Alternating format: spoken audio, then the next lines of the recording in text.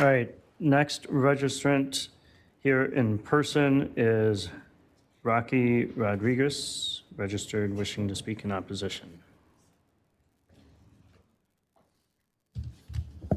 Can everybody hear me okay? Yes. All right, good evening, fellow representatives. My name is Rocky. I'm a 35-year-old gay man who lives in Wisconsin.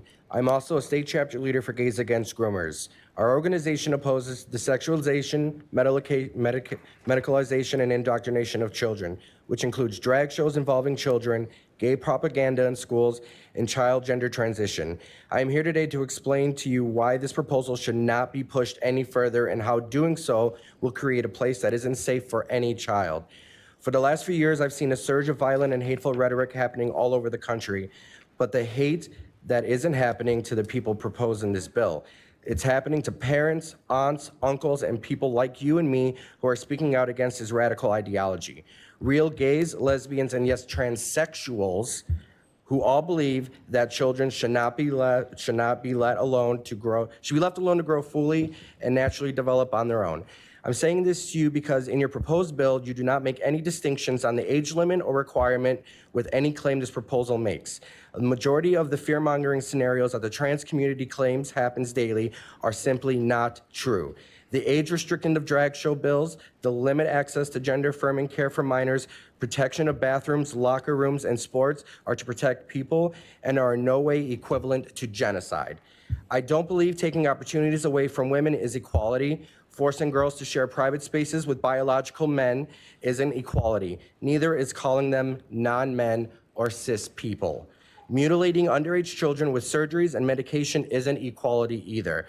Why am I bringing children up? Because again, this proposal does not mention them at all. There are no safeguards for anyone under the age of 18, and I'm tired of hearing that our rights are being taken away or we're under attack. No one is banning drag shows for adults. Nobody is banning gender-affirming care for adults.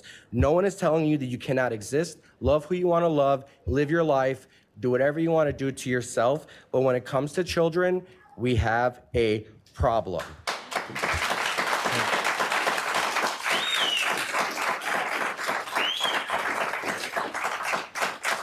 The whole purpose of a ban is to not make it available to anyone. Age limits are not an attack. They are boundaries adults are responsible for making to protect children from premature decisions. Our problem as parents and gay people is that once you involve children, that's where the majority of Wisconsin and Americans have a problem. What rights do trans people have that I do not have? As a gay man, we can vote, we can drive, we can get a job, we can own a gun, we could buy a house. Anything our straight counterparts can do, we can do.